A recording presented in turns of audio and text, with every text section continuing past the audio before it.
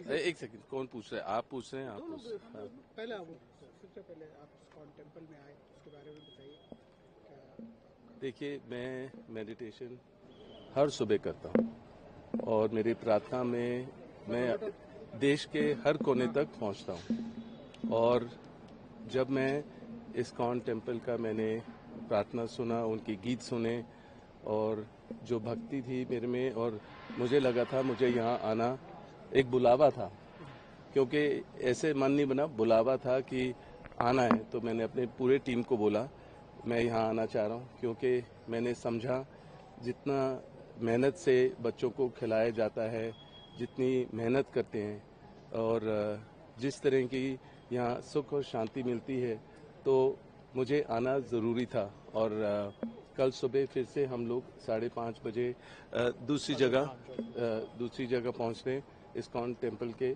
और वहाँ जो बहुत ही बड़ा मंदिर है और वहाँ जिस तरीके से ये खाना बनाया जाता है, बच्चों के लिए भेजा जाता है हर जगह, क्योंकि मैं अपने तरीके से सेवा करता हूँ।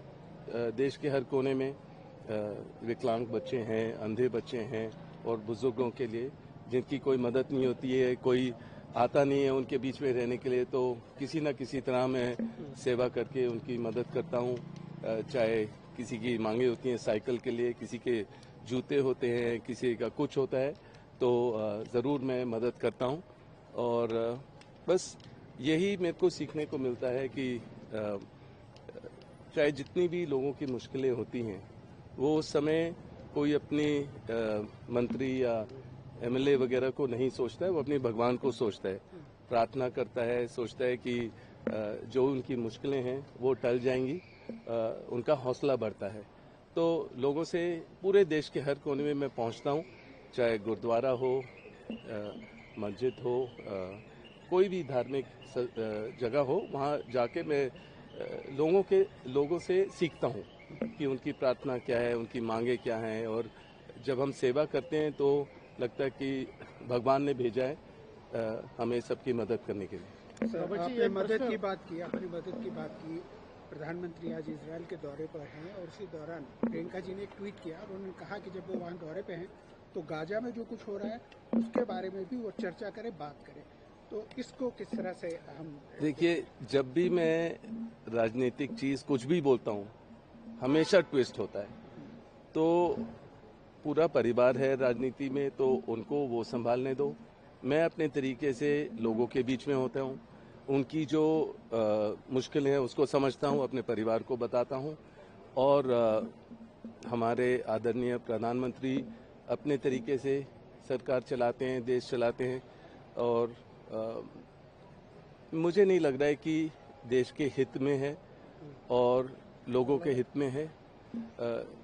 लोग थोड़ा ऐसे डर बिठाया हुआ है, इसलिए ज़्यादा लोग बोलते नहीं हैं, पर उनकी सोच उनकी खुद की सोच है। और खाली यही है कि सोशल मीडिया में दिखाई देता है कि असल में लोगों की क्या सोच है उनके बारे में। सर, ये एक प्रश्न है। हाँ जी। राहुल जी लगातार प्रश्न उठा रहे थे, उसको लेकर आज पीयूष गोयल जी बोले हैं राहुल जी एक पपेट है, एंटी इंडिया फोर्स के नेगेटिव फेस है, उनके बारे में बात करना चाहिए। इस तरह के कमेंट लीडर ऑफ ऑपोजिशन है राहुल गांधी। देखिए, क्या है कि राहुल, प्रियंका और काफ़ी बारी मेरे बारे में भी जिक्र होती है संसद में। जब भी सरकार मुश्किल में होती है और अपनी मुश्किलों को दूर करना चाहते हैं तो हमारे बारे में बात करते हैं, यहाँ तक कि नेहरू जी के बारे में बात करते हैं। पर देखिए, राहुल निडर हैं, प्रियंका निडर हैं, वो संसद में हैं, लोगों ने उनको भेजा है वहाँ, और वो लोगों की बात बुलंद रखेंगे, बात करेंगे, और जो ये सरकार गलत कर रही है वो उसके बारे में जिक्र जरूर करेंगे और लड़ेंगे लोगों के लिए। यूथ कांग्रेस के यही का एक समिट हुआ रॉबर्ट जी, उसमें यूथ कांग्रेस के लड़के प्रोटेस्ट किए थे, उनके ऊपर एफआईआर हुआ है, उनको जुडिशियल कस्टडी में लिया गया। आप इसे किस तरह देखते हैं? देखिए, डेमोक्रेसी है और लोग जो उनको लग रहा है गलत हो रहा है कि एआई समिट था, ठीक है, और एआई समिट में खाली मोदी जी के फोटो दिखाई दे रहे थे। मैं कहूँगा कि खुद मैं एक शाम को 1 घंटा मेरे को पैदल चलना पड़ा, क्योंकि इतनी सारे रूट लगे हुए थे मोदी जी के लिए पहुंचने के लिए, निकलने के लिए। इतने लोग मुश्किल में थे और मैं असल बात बता रहा हूं कि हमारे साथ में ही एक एम्बुलेंस थी और मुश्किल में थे लोग पर निकल नहीं पाए।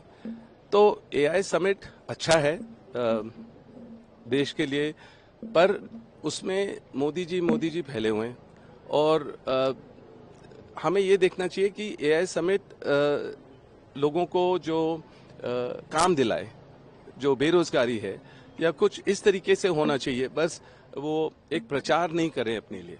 सर, जो प्रोटेस्ट हुआ वहाँ पे कांग्रेस के युवा कांग्रेस के लोगों ने किया, उसको लेकर पूरे देश में बहस हुई। बीजेपी कहती है वो एंटी नेशनल था, जबकि कांग्रेस या जो उस तरफ के लोग हैं वो कहते हैं कि नहीं, हमारा डेमोक्रेटिक राइट है। आप उसको किस तरह से देखते हैं? देखिए, आंदोलन तो सब करना चाह रहे हैं, जिन्हों में हिम्मत होती है। हम बड़ा चढ़ा नहीं रहे, ये लोग चाहते हैं। अगर हम जितना यूनाइटेड रहेंगे, सब लोग जो भी मुद्दे हैं वो सामने लाएंगे। जैसे राहुल और प्रियंका संसद में लड़ेंगे और हम लोग बाहर लोग उठ के अपनी बात रखेंगे और अपने अपने तरीके से रखेंगे कि दिखाएं कि वो कितने परेशान हैं या जो गलत हुआ है उसके बारे में अपने तरीके से दिखाएंगे।